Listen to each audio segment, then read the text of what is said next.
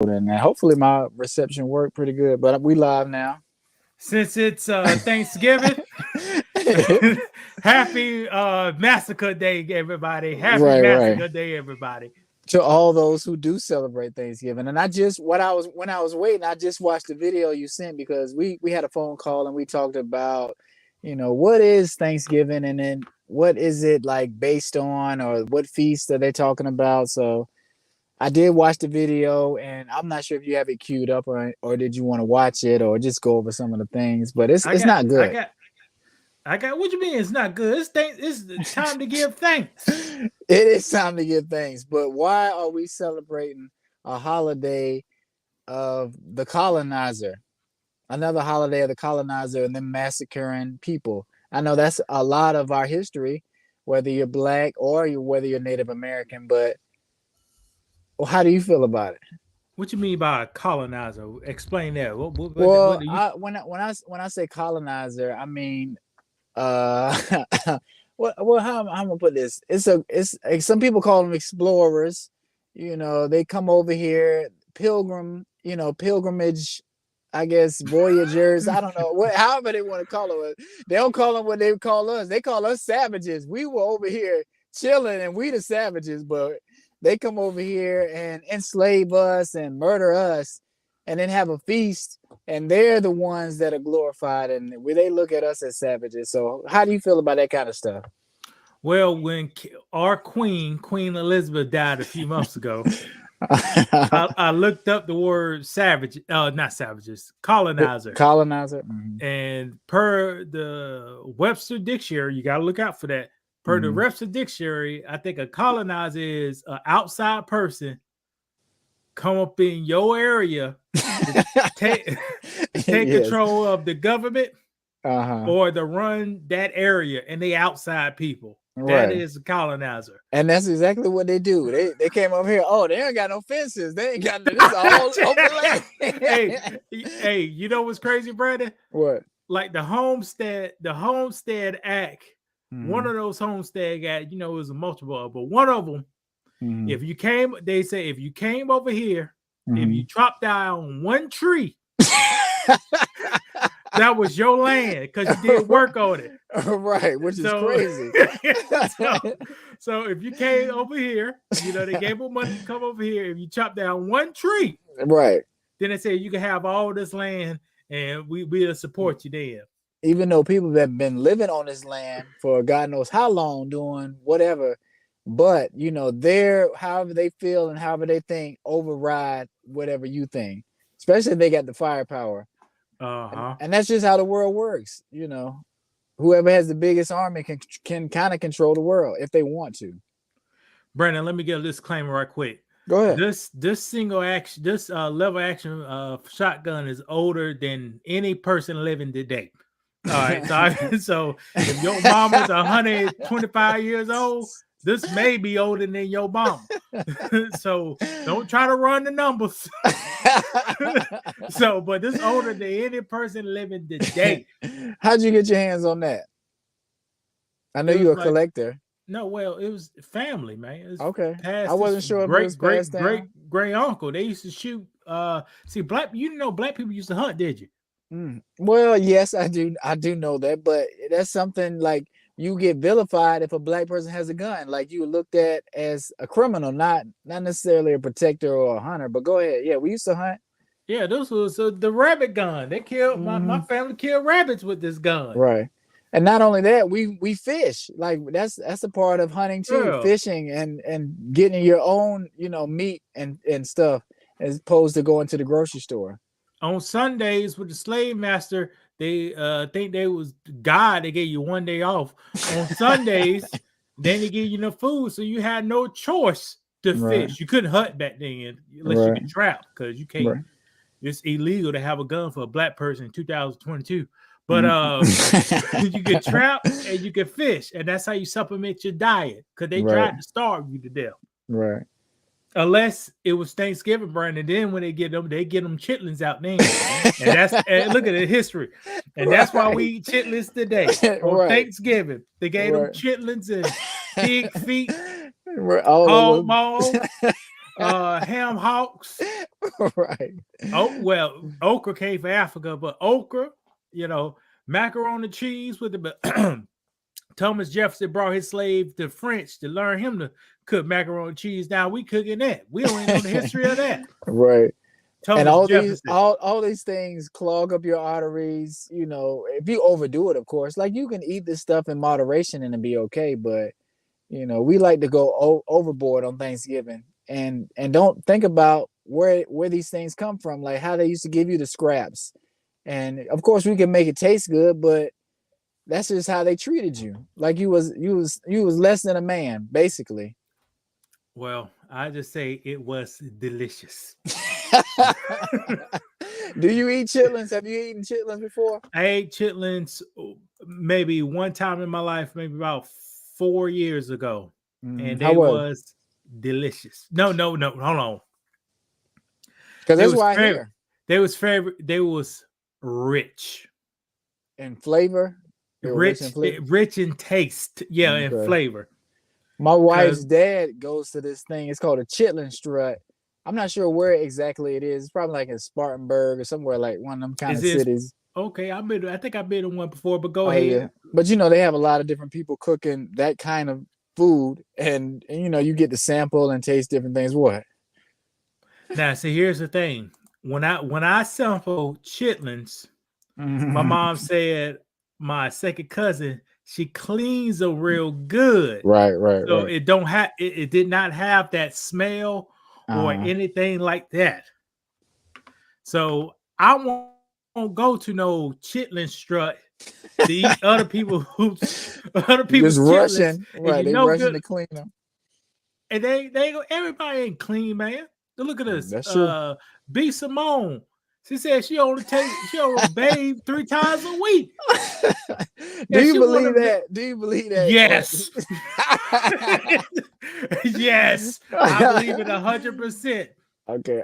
Okay. Well, because I didn't know how often she was saying she didn't wash, but I can believe that. I thought she was just saying she don't shower a lot.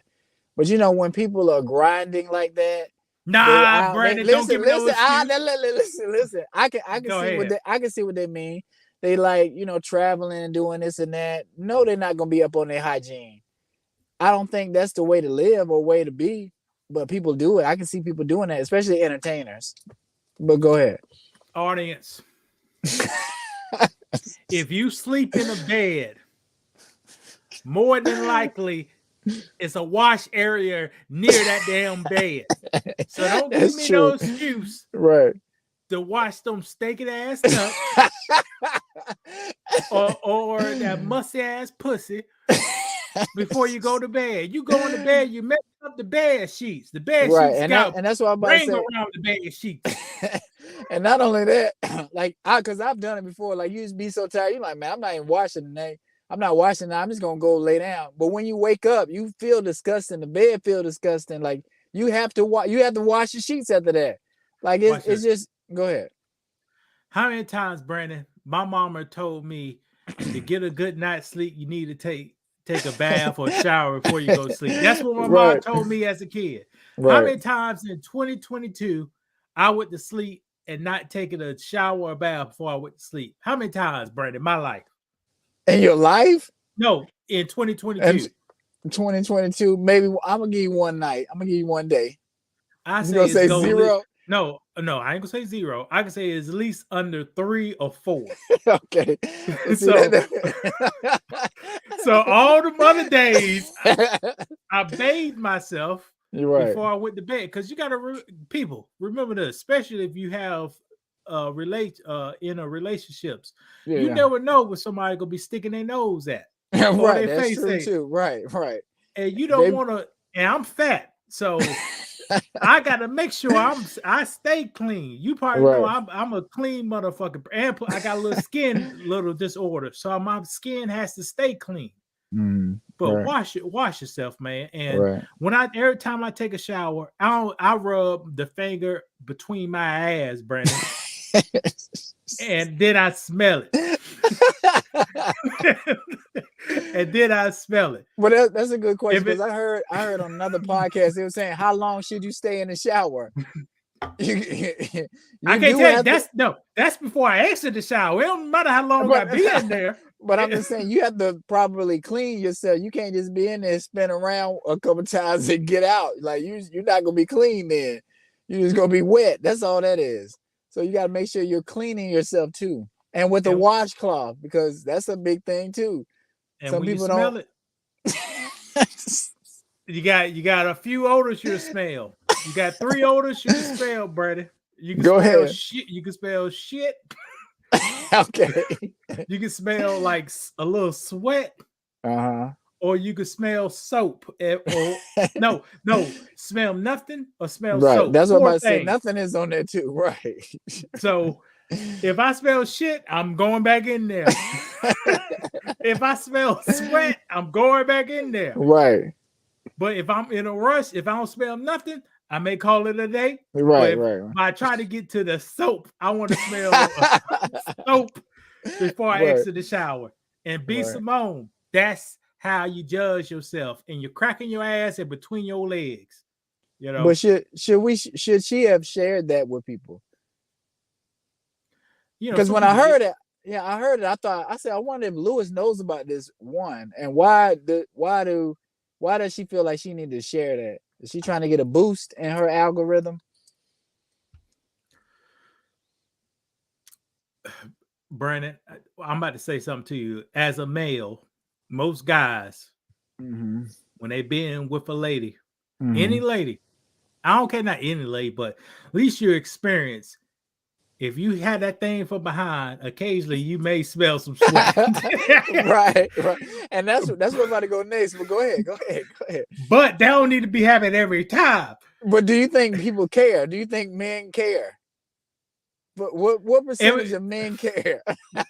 They're like, oh no, I can't talk to B. Simone now. Every once in a while, okay. But not every time now. Come on now. Right. Women, I think women don't know that. What? They don't know what? If you bend over, that we can smell them.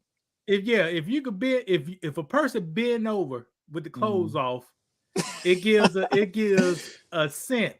Right. Sometimes you won't to smell nothing. But if you smell something, you still ain't stopping.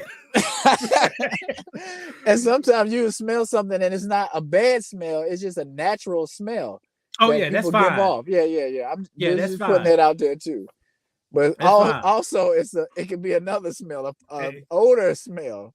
Well, not mean like there's sometimes when your skin rubs against each other, you may sweat a little bit. We understand. Yeah. That's what we're saying. Yeah. But I remember, Brandon, I seen this before in my life. I was in my apartment in Orangeburg, South Carolina.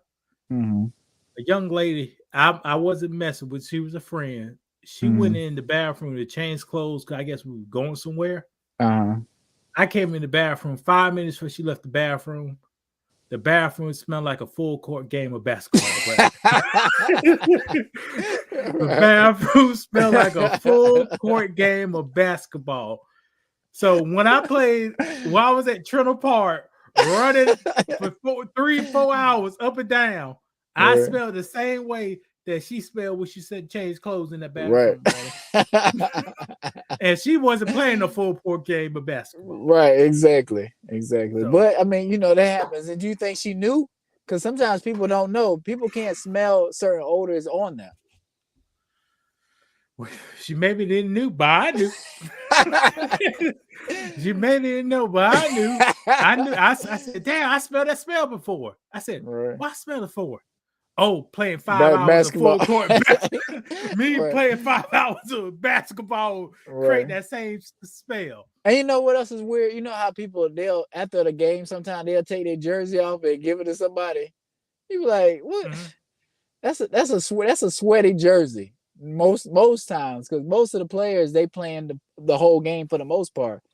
But go ahead. Brandon, that's fresh sweat. Okay. No, but that's fresh sweat.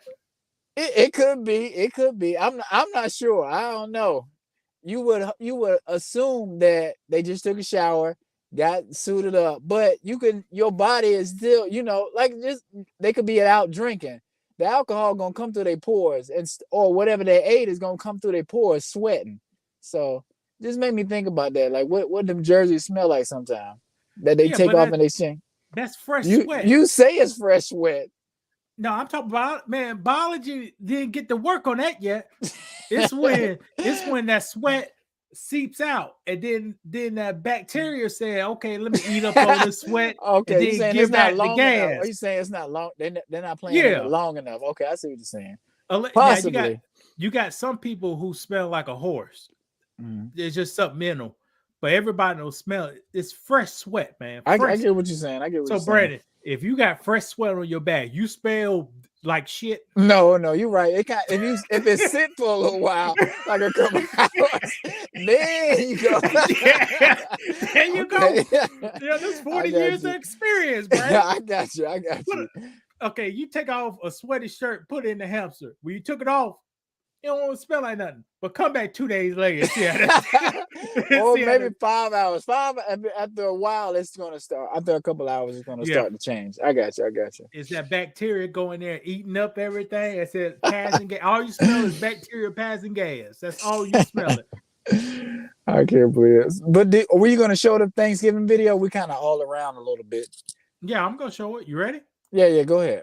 All right, give us an interlude, introduction, Brandon. Okay, well, today is a holiday, recognized by some people. I'm not saying I'm away from celebrating Thanksgiving, but I give thanks today. It's not necessarily one of my favorite holidays. I'm actually on vacation in Florida, not with my family. I communicated with them some, but we wanted to know what the real story about Thanksgiving was, so we did a little research, and Lewis found a video by Susan Bates. So we're gonna go ahead and play that.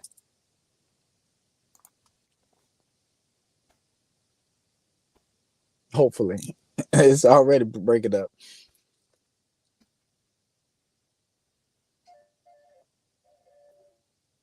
Holiday. Hello, it's. Yeah, Can you hear me, Brandon? I can hear you. Yeah, you pause it, but go ahead. Yeah. Indians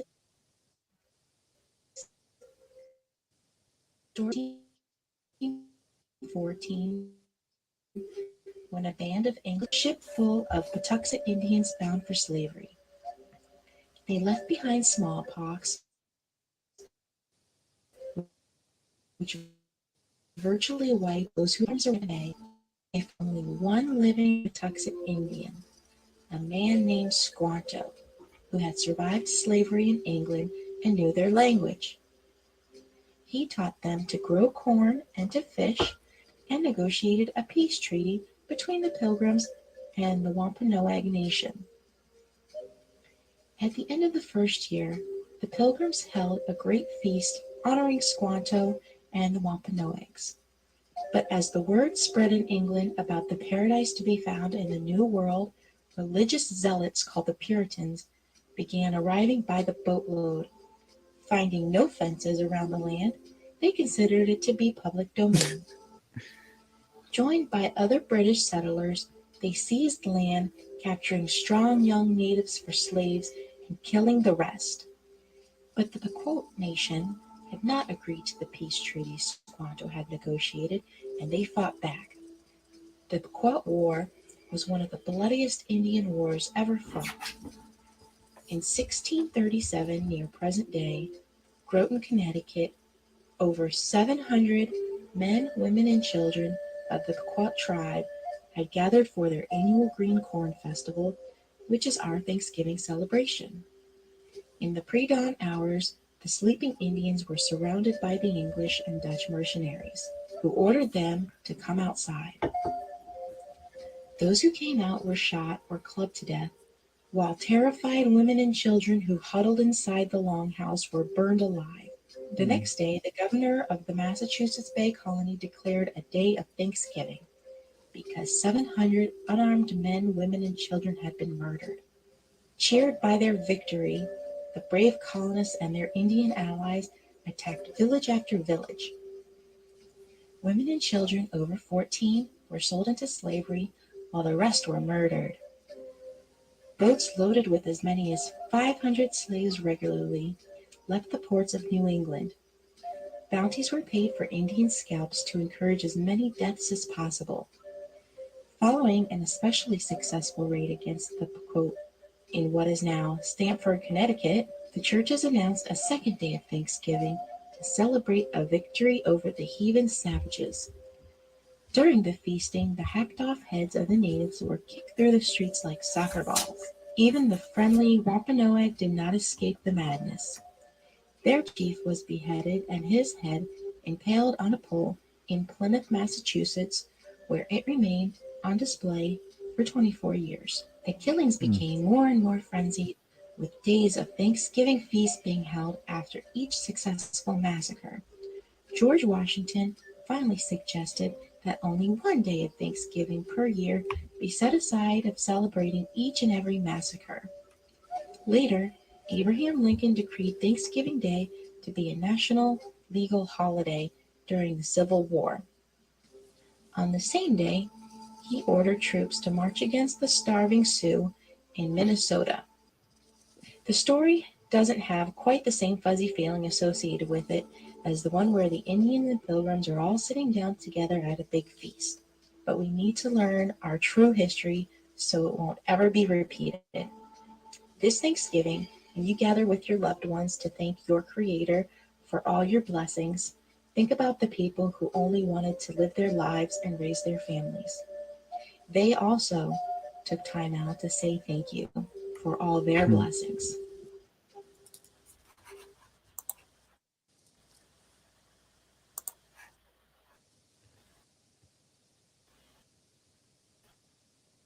So what does that make you think about? What do you want? Hate. Hold What's that? hold on. Oh, you know I got this 2015 computer. All right, you back? Damn, what happened to all the Yeah. light? It's dark now. It went dark. Is that quick? Right, yeah, it's sun going down. I had to turn on my light because it was but this dark. I had to turn on my frontal light, but yeah, it's Oh, getting Lord, dark. man, this gonna be one of them bullshit. I ain't gonna get no clips from this one. right. Oh, okay. Now, Brandon, you heard their definition of Thanksgiving about they giving thanks to 700 people that was slaughtered. Right. Women and kids under 14 getting turned into slaves. They're giving thanks to that. Yeah. And they give it thanks to chopping people's heads off and kicking them heads down the street like soccer balls. Yeah. Now, why they don't teach that in none of the schools today? Because it'll make them look bad. It's like, dang, y'all were doing all of this, and not only just to black people, but to Indian people too. Y'all just was coming over, taking over, doing whatever you wanted to do to everyone in your way to build America. And that's what happened. So yes, they holding hands, being thankful now that their great grandfathers were doing all that murdering and killing and blaming us and calling us savages. And they don't want to give us no damn reparations. So you think they did this in Jesus' name? Yeah, they did. But now what you mean? Hold on now. But listen, they'll try to spin it and be like, oh, you know, we had to do this. This is what God wanted. We were trying to get rid of all the savages and black people. They're not human, so it's okay to do them like this. And they got everybody to feel that way. So why do you think people who came over here in the 1900s from Italy, Spain, Ireland, Scotland, why they still cling on to this tradition? I guess because they take it on as their own and they like to assimilate in with, I don't want to say white society, but the society that's present now. Back before it was government and everything, it was wide open. People felt like it was a shortcut if you come over here because there's not laws and stuff established yet. So yeah, just come over here and build and do whatever you want to do. And then we'll worry about making laws and have a government and have all that kind of stuff after we get everybody that we want established. Well, tell me this: why do so many black people? I believe you look like you black in America, ain't you? I'm a white man. No, yes, I'm black. So why do so many black people celebrate this holiday? Programming, and that's just what we're accustomed to do. We'll do whatever everybody else is doing in this society that's dominated by white people. It's like whatever they say, we go with. Whatever they say is the most popular thing, that's what we go with. And you have to break away from that to figure out what you care about and what you want to celebrate as far as holidays are concerned.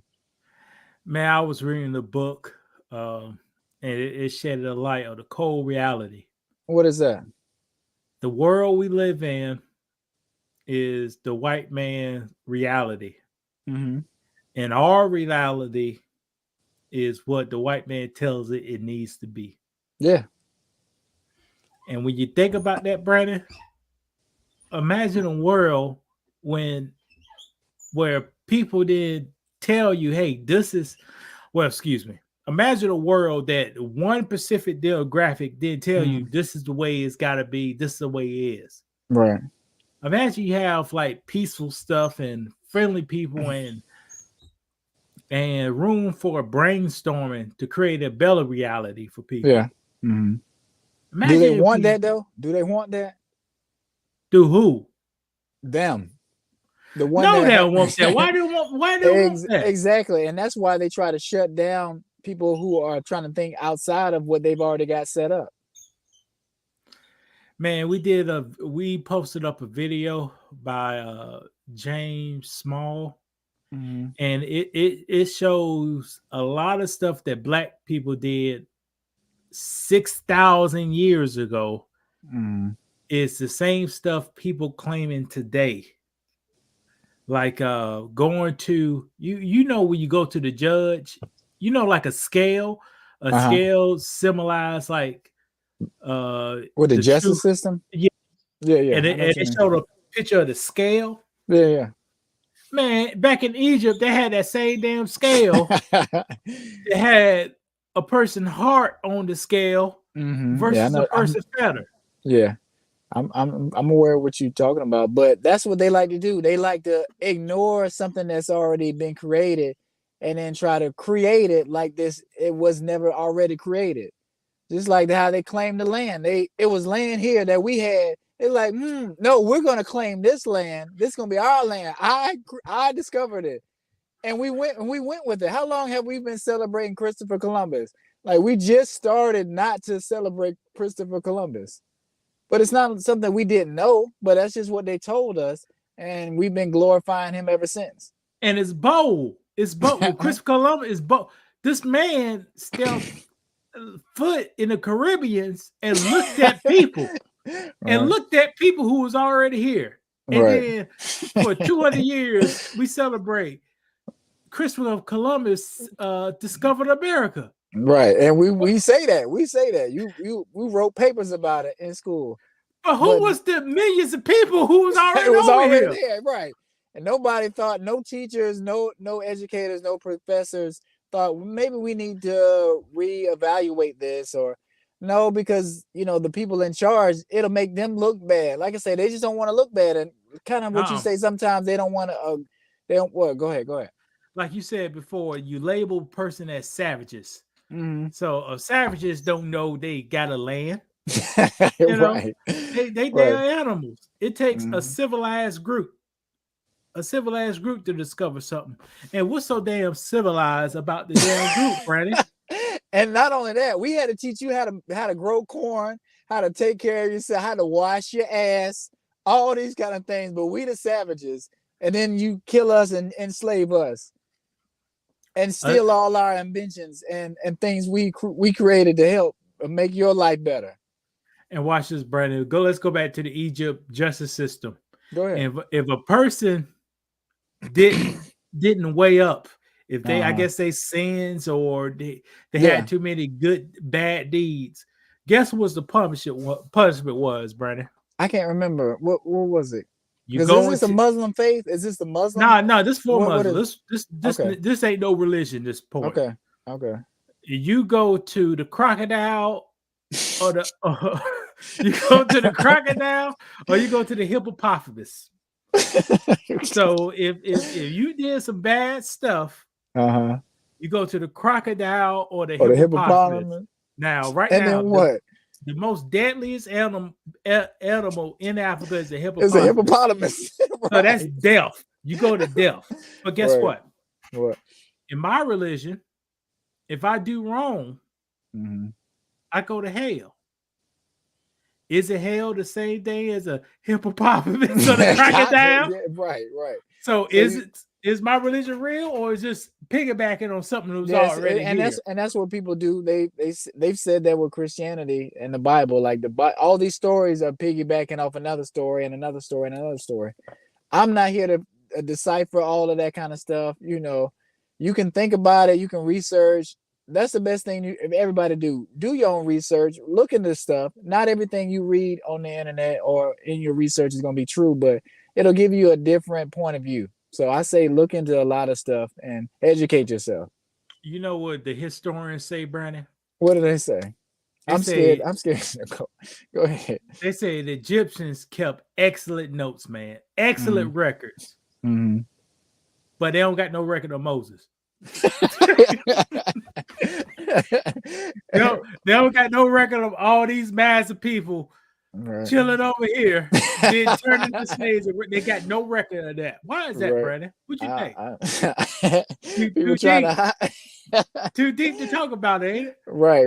It's a lot going on and it's a lot at play, and it make you question your religion, your faith, all that kind of stuff. But you kind of got to do your research and go with what you believe in your heart and what makes sense to you.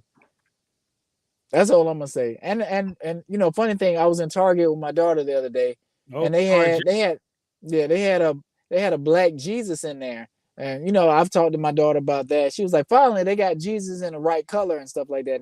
It just goes back to how people have changed certain characters and make them different colors just to suit their needs and make them feel better. So they're coming around to make everyone feel better. Like I see a lot of black Santas and stuff like that too. So it's a lot of inclusion now. It's a little more inclusion. I ain't gonna say they rather give you that kind of stuff than give you some money or some land.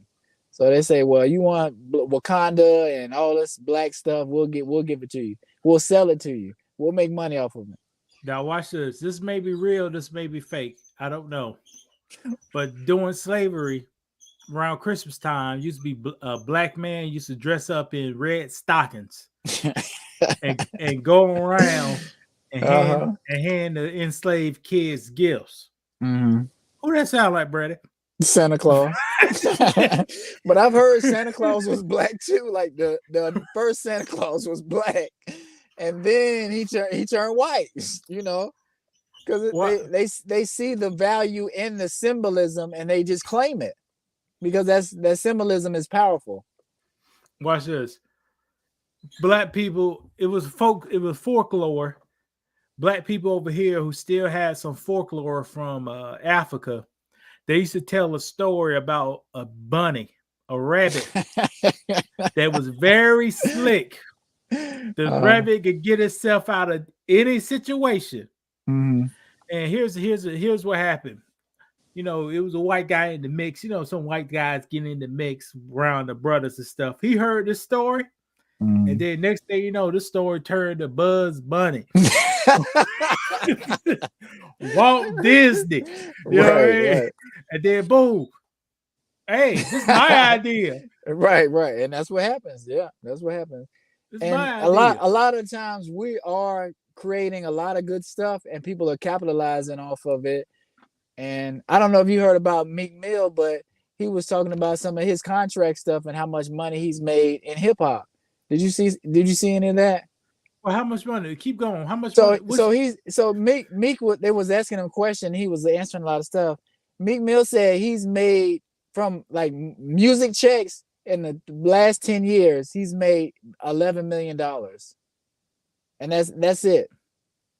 But you know how much money he's generated with all his albums, all his music and stuff like that.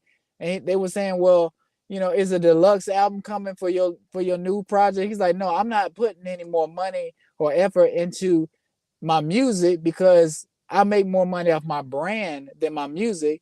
So he's saying he's just against that, and he's going against it now. And he's like, we're in so many bad contracts with our music, we're not getting paid like we should be. I think he was saying he gets like 13 cents on the dollar for his music. So you think about 13 cents on the dollar, that's pretty good. That's 13%, Brandon. You may be wrong. I hear no, but that's what he's saying. That's what he gets on his music. And I think a lot of people think he deserves more. You can, and they were saying some of the artists get 20%, 20 cents on the dollar, which is 20%.